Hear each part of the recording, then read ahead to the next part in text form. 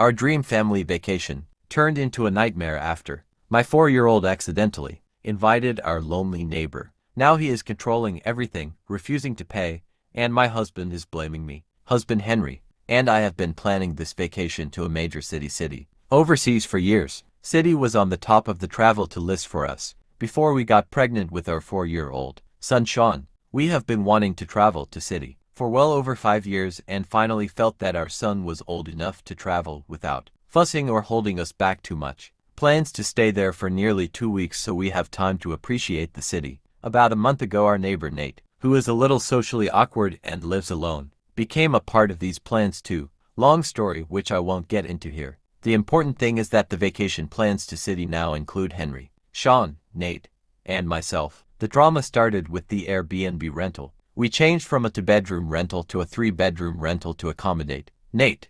We suggested splitting the bill for the upgraded room 3 ways, 3 bedrooms and 3 adults. So each adult is responsible for 1/3 of the cost. Nate would only have paid 1/3. Not good enough for Nate. He insisted that since he was going to be around and could help clean and look after Sean that he shouldn't pay anything. As an aside, we are planning to fully look after Sean without Nate's help. And Nate's help was never a condition or term of his tagging along. We countered by offering that Nate could pay only 1/6 of the total Airbnb cost, which he only reluctantly agreed to pay when my Henry threatened to downgrade the rental to make it affordable for us. That whole debacle should have been a red flag, but we went forward with the planning anyway. Next came the flight. We bought our tickets months ago on a comfortable major airline with nice international flight amenities. However, Nate's buying a plane ticket for the same flight would have cost Nate a lot of extra money. Because it was so close to the date, we suggested that he could just take a more affordable flight and arrive a day or 2 later.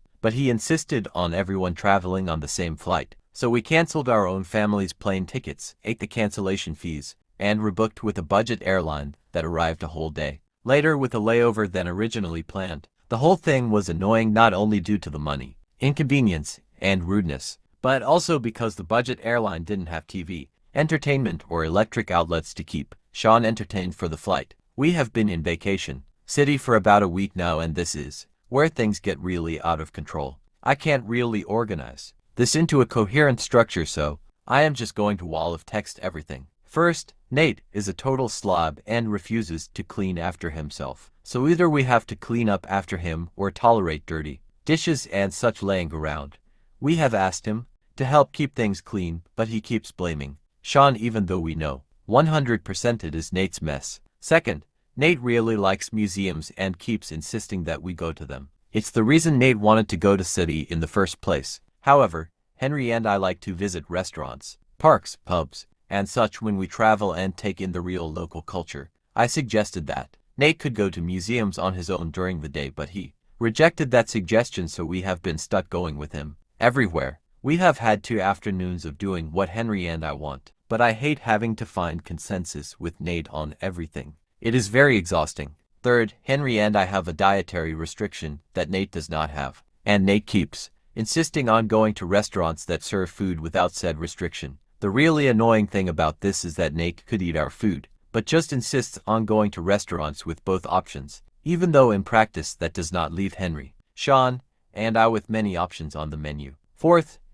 Henry is really mad at me for the circumstances surrounding my allowing Nate to join us on the trip, so we keep fighting in private. Henry keeps asking me to stand my ground about things like restaurants, museums, and money, and getting frustrated when Nate forces me to find consensus on those issues. I don't have any control over Nate, and I don't know what I am supposed to do. We have 1 more week left of this. I feel like the vacation is ruined so far, and I can't imagine the rest of this week going any better. What do I do? Is this hopeless? Edit. Since everyone keeps asking about how Nate got invited to this trip in the first place. Last month I picked Sean up from preschool. Nate was outside taking advantage of the nice weather to do some yard work. Usually I try to avoid him because he doesn't pick up on social cues, but he ambushed us with some hellos and small talk on our way into the house. I mentioned that we were going on this vacation to city in a few weeks and asked him to keep an eye out for any suspicious activity around the house. Nate started talking about how he always wanted to go to city. This led my sweet and naive Sean to invite Nate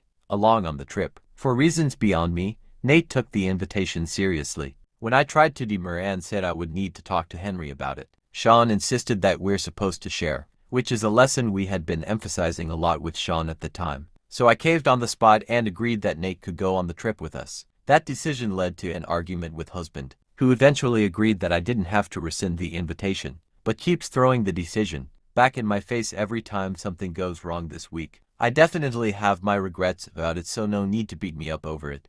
And PPCS. Top comments. Commenter. The fact that you canceled tickets on a comfortable airline and paid fees to fly a shitty budget airline internationally blows my mind. You are being a total doormat for Nate and ruining your own vacation. Put a stop to it immediately. Tell Nate he can do whatever he likes because your family will be doing the same. Then go. What is he going to do? OP. Every time I attempt to stand ground, he just keeps talking and talking until I submit. It's not like I think he is going to physically restrain us or anything. He just won't let the conversation end until he is happy with the decision that's been reached. He keeps insisting on consensus, which is fair, but then he won't budge from his position and we end up doing the budging instead. If you can think of a better way, I would love to hear it.